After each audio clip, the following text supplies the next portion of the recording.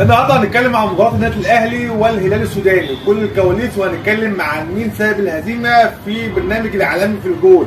ولكن في البدايه ما تنساش تعمل اشتراك للقناه وتفعل زر الجرس، وكمان تعمل لايك وكومنت عشان خاطر يوصلك كل جديد.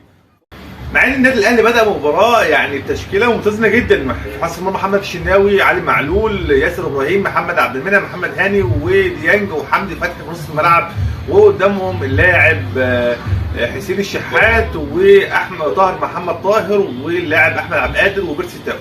التشكيل نسبيا للجمهور كان يعني معتقد انه هيكون افضل، لان طبعا محمد شريف اللي حاسه ان هو مهاجم مش فت قوي ومش في مستواه، وبيرسي تاو بيلعب مهاجم كويس، لكن للاسف النادي الاهلي اضاع اقرب فرصه واسهل فرصه كانت كثيرا ان هو يتقدم بيها ويخطف الثلاث نقاط من ملعب الجوهره في السودان، لكن للاسف حسين الشحات بهذه الفرصه ثمينه للغايه، وكمان حمدي فتحي اللي كان عنده استعداد ان هو يشوط افضل من كده واضاع فرصه.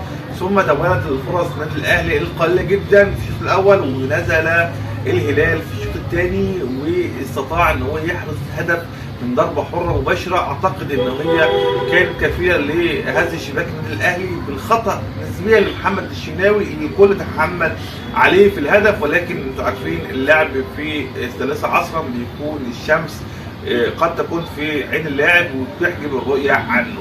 النادي الاهلي للاسف مستواه هبط جدا وتراجع نسبيا الى حد ما، واستطاع الهلال ان هو يباغت النادي الاهلي يسجل من خلال هدف، ولكن احتسب تسلل، وكمان جت له ركله الجزاء محمد الشناوي استطاع ان هو يصدها مع تالق ياسر ابراهيم اللي زاح عن مرماه في التصدي ليها مره اخرى من خلال تاكل جميل عمله، واستطاع النادي الاهلي ان هو يعني يرجع نسبيا مع نزول القندوسي وقفشه وبعض اللاعبين. اي نعم القندوسي كان هو ابرز اللاعبين اللي نزلوا مع النادي الاهلي، ولكن حتى الدقائق الاخيره النادي الاهلي لم يستطيع ان يحرز هدف مع كميه سلبيه في اللاعبين واحباط من بعض اللاعبين.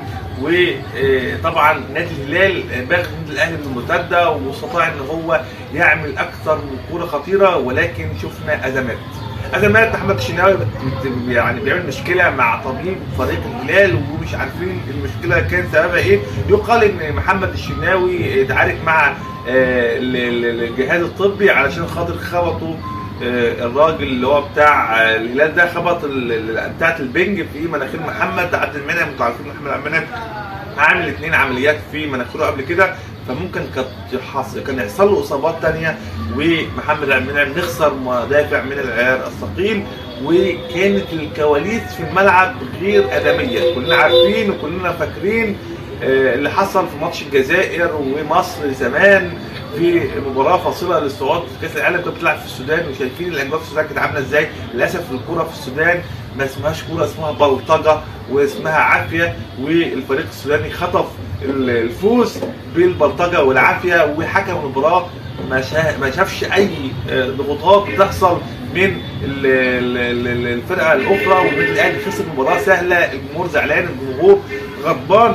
مين السبب في الهزيمه ومين اللي متحمل الهزيمه؟ كل واحد شايف على حسب هواه، وكل واحد عايز يطلع اللي حبه واللي مش حبه. يعني اللي هم حابين الشناوي مش عايزين يطلعوه غلطان، واللي حابين كولر مش عايزين يطلعوه غلطان، واللي بيحب لاعب مش عايز يطلعه غلطان. ولكن في النهايه الاهلي خسر 3 نقاط مهمه للغايه، كانت كفيله ان هو تحطه في شكل افضل وفي المجموعه بدل ما هو متزين. لكن كلنا ثقه ان شاء الله في النادي الاهلي ان هو يقدر يفوز في المباراه القادمه مع صن داونز، واللي محقق 6 نقاط من ماتشين، الفوز على الهلال والفوز على القطن الكاميروني. وعندنا امل ان شاء الله ان النادي الاهلي يسترجع بريقه في المباراه القادمه. ولكن انت شايف مين السبب في هزيمه النادي الاهلي امام الهلال، وايه الاسباب اللي ادت لهزيمه النادي الاهلي؟ انا عايز اشارككم معايا في الفيديو، وما تنسوش تعملوا اشتراك وتفعيل زر الجرس في القناه، وتعمل لايك وكومنت ودعمنا عشان خاطر يوصلك كل جديد في برنامج